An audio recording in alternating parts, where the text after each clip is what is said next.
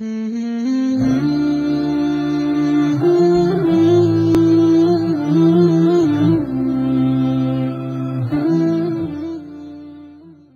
عليكم ورحمة الله وبركاته.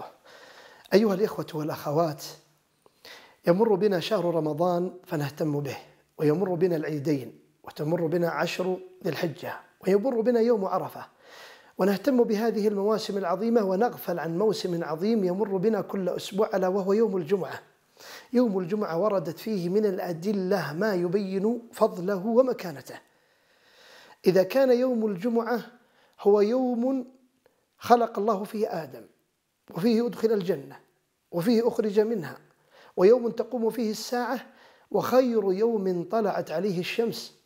بل إن رجلا من اليهود جاء إلى أمير المؤمنين عمر بن الخطاب رضي الله عنه وقال: يا أمير المؤمنين، آية في كتاب الله تقرؤونها لو نزلت علينا نحن معشر اليهود لجعلناها عيدا.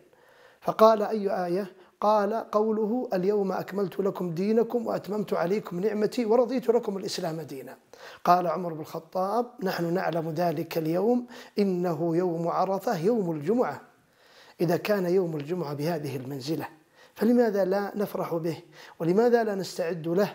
ولماذا لا نتبع هدي النبي صلى الله عليه وسلم في هذا اليوم العظيم؟ بل إن حكم صلاة الجمعة واجب على كل مسلم بالغ ذكر عاقل مستوطن، أي ليس مسافر. فلذلك ينبغي لنا أن نحرص على هذا اليوم. بل قد جاء الترهيب في من ترك الجمعة 3 مرات. قال عليه الصلاة والسلام: من ترك الجمعة 3 مرات طبع على قلبه من غير عذر، أو كما جاء على النبي محمد صلى الله عليه وسلم. أسأل الله العلي العظيم أن يريني وإياكم الحق حقا ويرزقنا اتباعه، ويرينا الباطل باطلا ويرزقنا اجتنابه، إنه على ذلك قدير. وصل اللهم وسلم على نبينا محمد.